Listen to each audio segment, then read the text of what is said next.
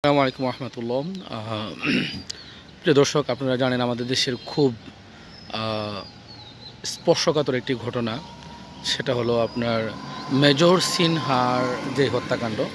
তো আমি এখন আছি হলো শামলাপুর বিচের যেই রাস্তা, এখানে তাকে আমি যেখানে দাঁড়িয়ে আছি, এখান থেকে তাকে সিগন্যাল দিয়ে, এই যে এই জায়গা থেকে, এই যেখানে একটা গুহা, কুদুম গুহা লেখা আছে, এখান থেকে সিগন্যাল দিয়ে তাকে আস্তে আস্তে এই পর্যায়ে আমি আপনাকে দেখাচ্ছি।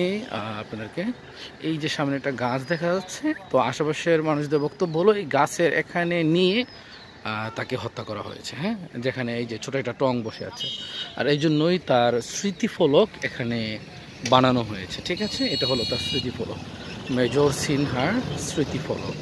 ঠিক আছে, তো এখানে একটা ফ্যামিলি এসেছে এটা ভিজিট করার জন্য।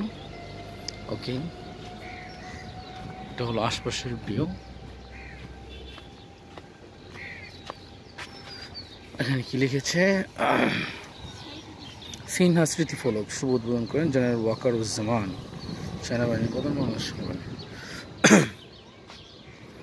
ওকে,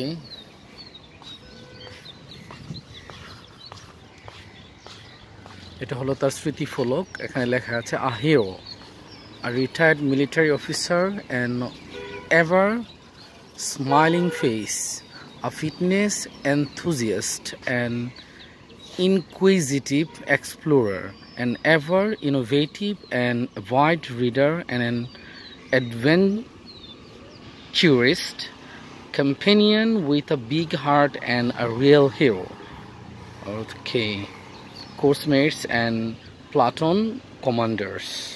ওকে, তো আমি আপনাদেরকে যেটা আগেই বললাম, এখানে তার কিছু প্রশংসামূলক বাক্য লেখা হয়েছে। তার সে তার কাজের ব্যাপারে কতটা ডেডিকেটেড ছিল, এবং তার সাথীদের সাথে সে কত মানে এনথুজিয়াস্ট ছিল, খুব উৎসাহের সাথে সে কীভাবে কাজ করতো সেটা এখানে বলা হয়েছে।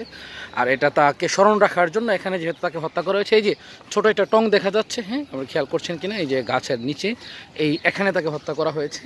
আর এই জন্য এই ফলকটা তাকে স্মরণ রাখার জন্য, তাকে স্মরণীয় করে রাখার জন্য বাংলাদেশ সেনাবাহিনীর প্রধান ওয়াকারুজ্জামান ওনার উদ্যোগে উনি এটা উদ্বোধন করেন এবং এটা এখানে বানানো হয়েছে আর কি।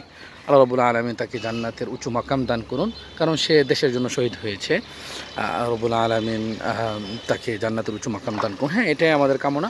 এবং দোয়া করছি যেন ভবিষ্যতে এরকম ন্যাক্কারজনক ঘটনা আমাদের দেশে আর না ঘটে, আমরা যেন উন্নত রাষ্ট্রে পরিণত হতে পারি, আমরা যেন পরস্পরের প্রতি শ্রদ্ধা সম্মান এটা যেন আমরা নিজেদের ভিতরে তৈরি করতে পারি, যেটা একমাত্র পসিবল আল্লাহর বিধান এবং রাসূল সাল্লাল্লাহু আলাইহি ওয়াসাল্লামের তরিকা অনুযায়ী যদি আমরা জীবনযাপন করি তাহলেই possible, otherwise it is impossible. So okay viewers, ইনশাল্লাহ অন্য কোনো ভিডিওতে আবার দেখা হবে। Till then, keep exploring and keep learning and keep growing. Assalamu alaikum wa rahmatullahi wa barakatuh.